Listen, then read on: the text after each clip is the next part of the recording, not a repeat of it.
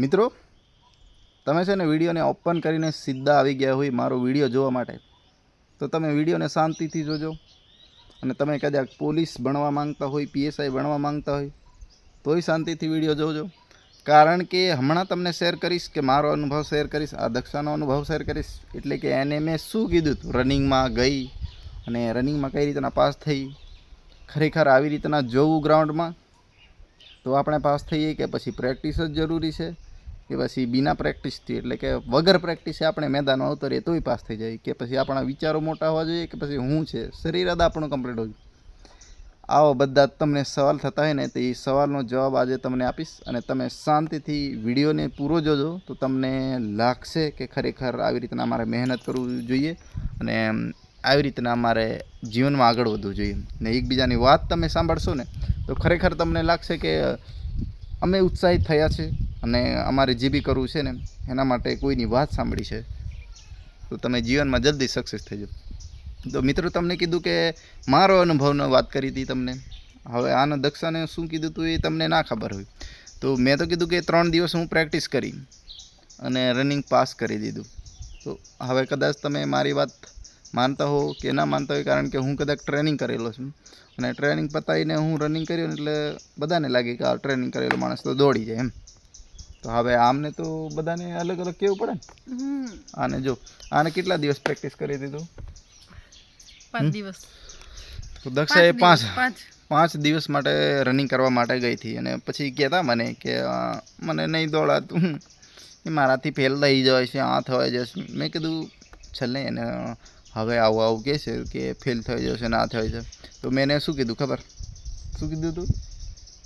ધમકાવી હતી થોડી ઘણી, ને આને ધમકાવી હતી કે તારે છે ને ગ્રાઉન્ડમાં જવું હોય અને રનિંગ પાસ કરવું હોય તો જજે, નહીં તો નહીં જતી. અને તું જાય છે તો પછી પાસ કરજે, અને પાસ કરીશ ને તો જ તું મને ફોન કરજે. બાકી ફોન બંધ નહીં કરું, નહીં પૈસા આપું, નહીં મોબાઈલ આપું, બંધ કરી દઈશ. એવું કરીને ખાલી હિંમત આપવા માટે હું એને આવી ધમકી આપતો હતો. અને એ જ્યારે એટલે એના મગજમાં ઉતરી ગયું હતું અને એ એટલી બીવી ગઈ હતી ને કે ખરેખર ગ્રાઉન્ડમાં ગઈ ને તો શું થયું તને બોલ? કેટલા રાઉન્ડ માર્યા હતા ગ્રાઉન્ડમાં? 3 રાઉન્ડ માર્યા હતા. પછી કેવું લાગ્યું? થાકી ગઈ હતી બિલકુલ? પછી હવે નહીં દોડતી એવું લાગતું. બિલકુલ દોડવું નહીં, એકદમ શરીર થાકી ગયું હોય એવું લાગતું હતું ને તને? પછી હું વિચાર્યું હતું કે ખરી પછી ચાલી લઉં હવે વિચાર. પછી પાછો વિચાર આવી ગયો કે જો હું દોડું નહીં મારે ગાળ ખાવું પડશે. બોલ ને. હા, તો પછી હું પાછી વિચાર્યું, તો પછી પાછી વિચાર્યું કે ગઈ. ગાળ ખાવું પડશે ને મને બોલશે ને એવું લાગ્યું, એટલે તું પછી તને હિંમત મળી ગઈ, દોડી ગઈ. ફોન આવશે તો હું જવાબ શું આપે? હા, એને એવું લાગ્યું કે ગ્રાઉન્ડમાં 3 રાઉન્ડ માર્યા તો એટલી થાકી ગઈ ને આ દક્ષા કે ખરેખર મારે નહીં દોડવું, મારાથી નહીં દોડાય અને મારા પગ થાકી ગયા છે. પછી એને એવું વિચારાય કે ચાલી લઉં, પણ તો બી એને હવે મારે આ પર ફોન કરવું હોય તો એને એટલી બીક હતી કે ખરેખર રાકેશને ફોન કરીશ તો જવાબ શું આપીશ અને એ મને બોલશે. તો એ એવું વિચારી લીધું કે ખરેખર મારે દોડવું છે. તો એને હવે ખબર નહીં થાકી ગઈ, તો પછી એવું લાગ્યું ને તો પછી કેવું હોશ આવી ગયો અને પગ કાઠા થઈ ગયા. હા, તો કેવું હવે આપણે મનમાં વિચારી લીધું ને કે ખરેખર કોઈ મને કહેશે કાં તો કોઈક મને ગાળો બોલશે, આવી રીતના બોલશે એવું લાગે એટલે આપણે ઓટોમેટિક હિંમત બોલી જાય ને પગમાં છે ને જે થાકતા હોય ને એ મજબૂત બની જાય એટલે આપણે દોડી જઈએ. આવો અનુભવ એનો છે. મારો અનુભવ તમને વાત કરીને ઘણા બધા મિત્રો એવું કહેતા હોય મને કે હાઇટ કેટલી હોય? હાઇટ બધાની અલગ અલગ હોય. એસટી માટે 162 હોય, પછી આપણે બીજા જનરલ માટે 165 હોય. છોકરીઓને કેટલી છે તમારે? એસટી માટે 150, 55? 150? હા, નહીં કશું ભૂલી ગઈ લાગે. એ નહીં કહું દે. તો તમને આ દક્ષાનો બરાબર આ દક્ષાના અનુભવનો વાત કર્યો, મારા અનુભવનો વાત કર્યો. તમે છે ને ઘણા બધા મિત્રો મને સવાલ કર્યા કરો, આ કર્યા કરો. તમને કહું છું કે આવો ટેન્શન નહીં લેવાનું દોસ્ત. તમે કેમ મને એવું કીધું હતું કે જીંદગીને જતી રહેજે કે તું મોટી હડલી આવવાનું નહીં તારે, એટલે હું દોડી ગઈ. દેખો, આમને મેં કીધું કે ખરેખર તમે ખોટું નહીં લગાડતા ને. આમને મેં એવું ખરાબ વિચારથી મેં એને પછી કીધું નહીં કે ઘરે પણ બધાને કહી નાખ્યું તું મમ્મી પપ્પાને ત્યાં ઝીંઝરવાની કે મને આવું કે પછી અહીંયા પણ કીધું તું મોટી હડલી. દેખો આને મેં કીધું તું કે જો તું રનિંગ નહીં પાસ કરીને આ નહીં કરીને તો તું ઝીંઝરવાણી જતી રહેજી.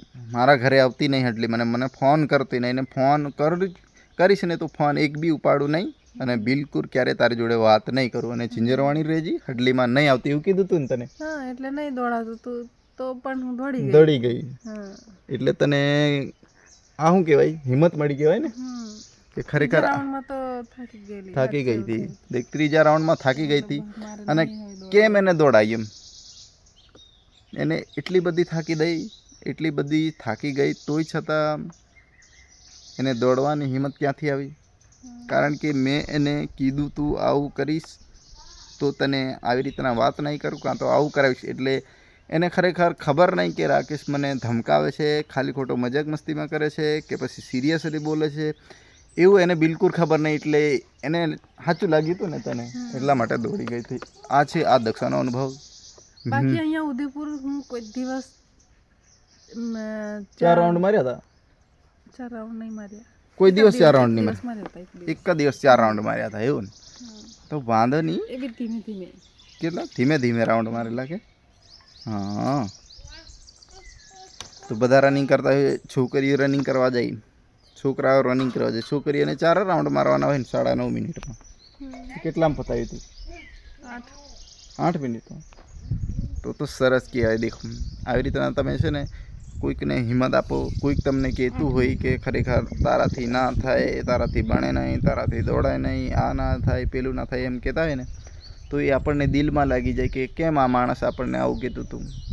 અને મારી કમજોરીના લીધે કે કશી મારી હિંમત નહીં મળતી એના લીધે કોઈ માણસ મને આવી રીતના બોલે છે એવું લાગે ને, ત્યારે આપણે વિચારીને દોડીએ ને તો આપણે દોડી જવાય. એ બધું રનિંગનો આખો દિવસ તમને પહેલાં એક વિડીયો આપ્યો હતો, બીજો વિડીયો આપ્યો, અને આ ત્રીજો વિડીયો કદાચ હશે મારો છે. એટલે મારો અનુભવ, દક્ષાનો અનુભવ વાત કરી. તમે ગ્રાઉન્ડમાં જાઓ, તમે આવું વિચારીને અને કંઈ જો તમને આ વિડીયો અમારો ગમ્યો હોય તો લાઈક કરજો, સબસ્ક્રાઈબ કરજો, શેર કરજો. બધા જ મિત્રોને જેને હિંમત નહીં મળતી હોય, જેમને લાગતું હોય કે મારાથી થાય નહીં, મારાથી દોડાય નહીં, હું શું કરીશ, મારા મમ્મી પપ્પા મને બોલશે, મારા ભાઈ મને બોલશે કે મારો ઘરવાળો મને બોલશે, એવું બધાને લાગતું હોય, એમને બધાને મોકલી દેજો. અને બધા દિલથી મહેનત કરજો અને ખુશીથી મહેનત કરજો. આવું ડરીને બીને ક્યારે રનિંગ કરવાનું, આ કરવાનું, પેલું કરવાનું. આ દક્ષાની વાત તમે સાંભળીને તો તમે બી મહેનત કરજો દિલથી. અને દિલથી તમે લાઈક કરજો, સબસ્ક્રાઈબ કરજો, શેર કરજો બધા જ મિત્રોને. ક્યું મેડમ? શેર કરો, સબસ્ક્રાઇબ કરો અને શેર કરો. ઓકે. જય જોહાર. જય જોહર, જય આદિવાસી. ચલો, ઓલ ધ બેસ્ટ.